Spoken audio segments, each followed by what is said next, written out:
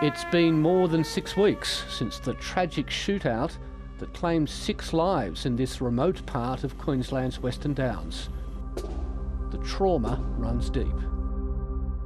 It's really difficult. We've come through the Christmas period, but police are well and truly aware of the dangers which are out there, not only in Queensland, but right across the country.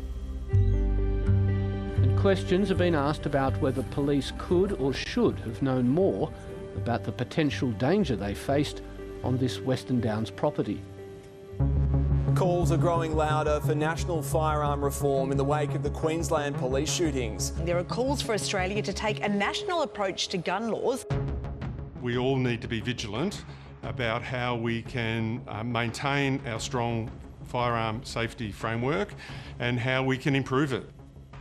Gareth, Stacey and Nathaniel Train appeared to share extremist conspiracy theories which they posted online.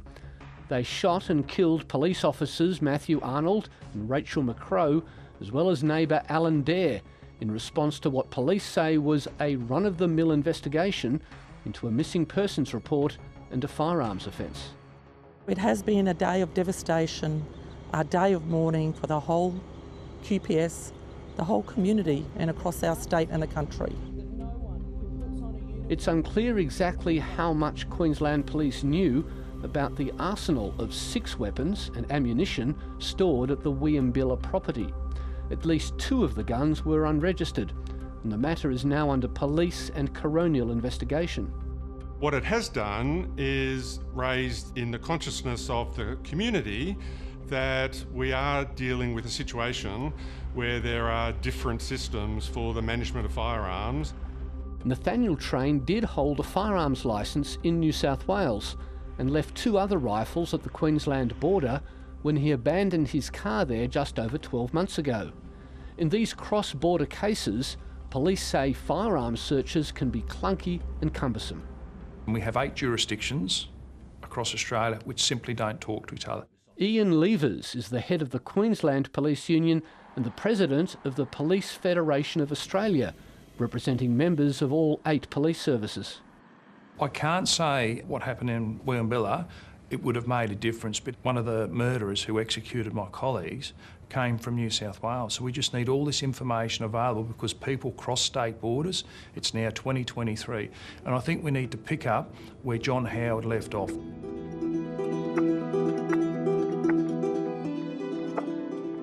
John Howard was the Prime Minister when all the states agreed to a national gun registry in the wake of the 1996 Port Arthur massacre.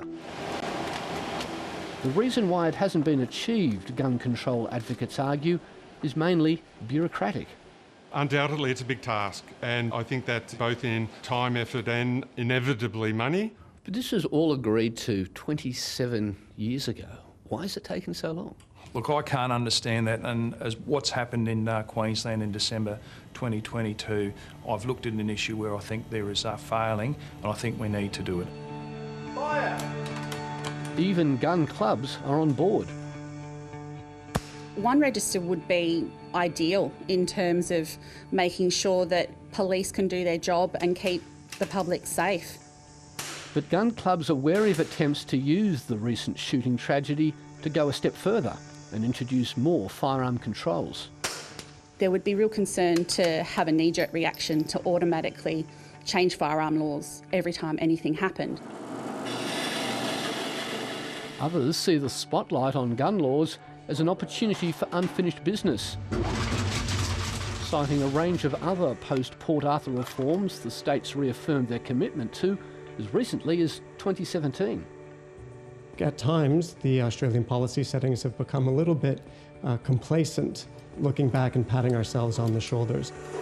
None of the jurisdictions currently are totally compliant with the National Firearms Agreement.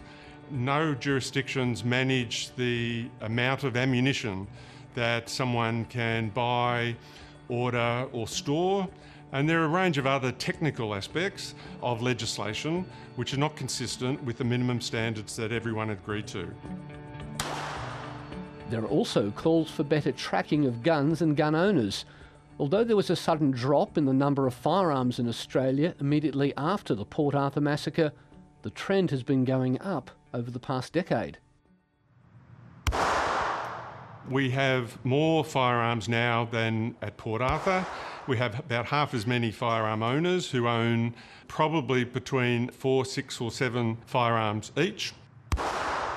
Overall, I think it's a good thing that there are fewer people have firearm licenses and are holding firearms, but the fact that some of them are holding a large number, I do have questions about why that's needed. Drilling down on this information would assist not only policing, but also health and community service planning. It's important for the community to know how many firearms there are in the state, to know where those firearms are, and not at an address level, of course, but to understand in the areas we live. That's an important bit of transparency for public safety. Sporting shooters argue both ammunition controls and publishing too much information on where firearms are stored could have unintended consequences. We don't believe that there's any need for postcodes or indicative maps to be a consideration in any national firearm registry because they're targeting by criminal networks of licensed firearms. It's understood the focus of Friday's National Cabinet will be on the long overdue National Gun Registry, arguably the highest level discussion of firearms safety since Port Arthur. If we were starting over today, we would certainly have a single source of truth when it comes to firearm owners, the number of firearms and where the firearms are.